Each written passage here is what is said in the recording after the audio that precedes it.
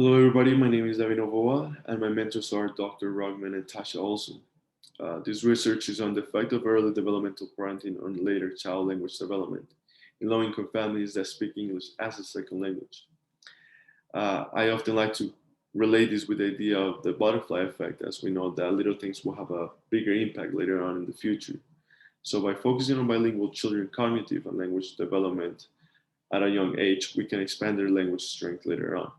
Sometimes these individuals face barriers that keep them away from achieving their full potential. These barriers could be poverty, which is a risk factor for children's development. And sometimes low income families might lack the adequate support to achieve their full potential.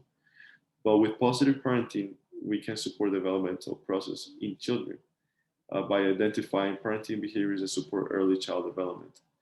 We observe parenting behaviors to assess the strengths and areas that need improvement.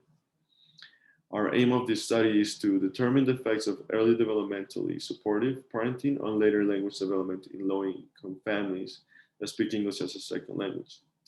The methods used in this research were scanned data from the Early Head Start Research and Evaluation Project, and we used a subsample of 171 families whose primary language was not English. We used two measurements. The first one was the early developmental parenting, in which we use the parenting interaction with children checklist observation linked to outcome, in where we use trained and reliable research observed 10-minute video recorded with parenting interacting with children, and then we measure behaviors that were scored in the areas of affection, responsiveness, encouragement, and teaching.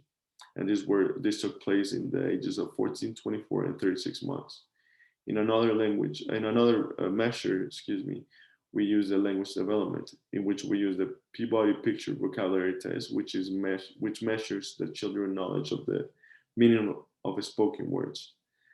Below, we have the results in where we show the BVRD correlation showing associations between parenting, parent-children interaction quality at 14, 24, and 36 months, and an average across infants with fifth grade language skills.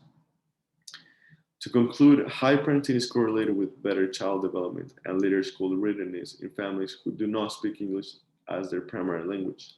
This shows the positive effect of the importance of supporting low-income early age bilingual children.